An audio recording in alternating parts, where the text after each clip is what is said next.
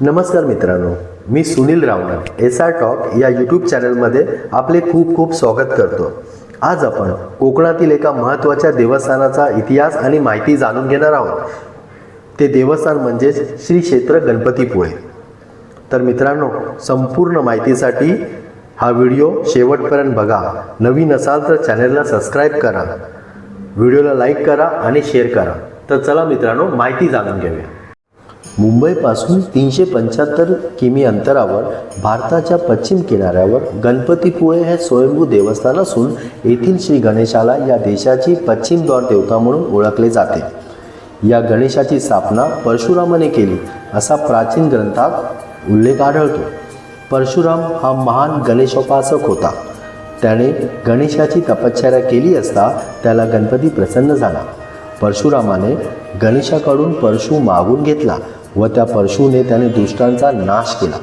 पुढे उपासनेसाठी त्याने जेव्हा परशुराम क्षेत्र निर्माण केले तेव्हा समुद्रकिनारी आपले दैवत गणपती असावे यासाठी त्याने गणेशाची प्रार्थना केली। तेव्हा गणपतीने परशुराम क्षेत्राजवळ सिंधुसागर किनाऱ्यावर जो पर्वत आहे तो माझे स्वरूप आहे असा परशुरामाला दृष्टांत दिला। गणपतीपुळे मंदिरात गणपतीची स्वयंभू प्रतिमा असली तरी हा संपूर्ण डोंगर श्री गणेशाचे स्वरूप असल्याचे मानण्यात येते। सुमारे 500 वर्षापूर्वी इसवी सन 1600 मध्ये या गावचे खोत भिडे यांना दृष्टांत झाल्यामुळे या प्राचीन मंदिराचा शोध लागला। खोत भिडे यांची गाय बरेच दिवस दूध देत नव्हती। गुराख्याने त्या गायीवर बारीक लक्ष ठेवले असता त्याला ती गाय डोंगराच्या एका शिळेवर आपल्या स्तनातून दुधाचा अभिषेक करत असल्याचे दिसले। ही गोष्ट त्यांनी खोत भिडे यांना सांगितली। त्याच रात्री स्वप्नात खोत भिडे यांना श्री गणेशाचा दृष्टांत दिला की मी केवड्याच्या वनात राहत आहे। तेव्हा खोतांनी ती जागा साफसूफ करून तेथील एका शिळेलाच गणपती मानून त्या शिळेची नेमाने पूजा सुरू केली। कालांतराने येथे मंदिर स्थापन झाले। या मंदिराचा गाभारा छत्रपती शिवाजी महाराज यांचे प्रधान अण्णाजी दत्त सचिव यांनी बांधला। हे गणेश मंदिर डोंगराच्या पश्चिम बाजूस पायथ्याशी आहे। गणेश मंदिराचा मुख्य दरवाजा उत्तरेस आहे। त्यातून आत प्रवेश केल्यावर देवाचा मुख्य गाभारा लागतो। गाभारा पश्चिमाभिमुख आहे।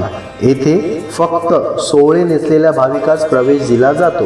गाभाऱ्यात पूर्वेकडील बाजूस मध्यभागी कमानदार खोबणीत श्रींची निराकार प्रशस्त शिळा आहे। या शिळेला शेंदूर लावून व गंध फुलांनी गणेशाची ओंकारयुक्त सोंड व इतर अवयव रेखून त्याची पूजा अर्चा केली जाते। मंदिराबाहेरील किनारा समुद्राच्या भरती ओहोटीच्या रूपात पुळणीने तयार झाल्यामुळे या गणेशाला पुळ्याचा गणपती असे म्हणतात। तर या गावास गणपतीपुळे असे म्हणतात। एकेकाळी पटवर्धन संस्थानिकांचे पूर्वज हर्बट पटवर्धन यांनी या गणेशाची आराधना केल्याने ते ऊर्जावस्थेत आले। पुढे कालांतराने पटवर्धन घराण्याचे कुलदैवत असलेले या गणेश देवस्थानास पूजा अर्चा व उत्सवासाठी पटवर्धन संस्थानाकडून दागदागिने व वर्षासन देण्यात आले। तेव्हापासून हे देवस्थान अधिक प्रसिद्ध झाले।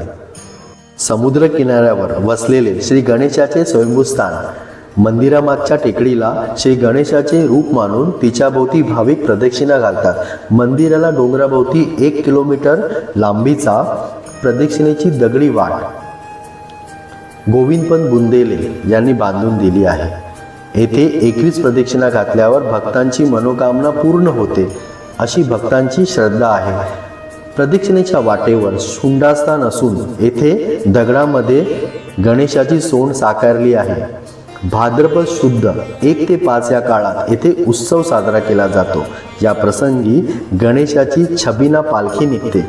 या उत्सवासोबत मासिक चतुर्थी, दसरा, दिवाळी, पाडवा, वसंत पंचमी इत्यादी उत्सव येथे साजरे केले जातात। मंदिरासमोर 12 किलोमीटर लांबीचा रुपेरी वाळूचा समुद्र किनारा आहे।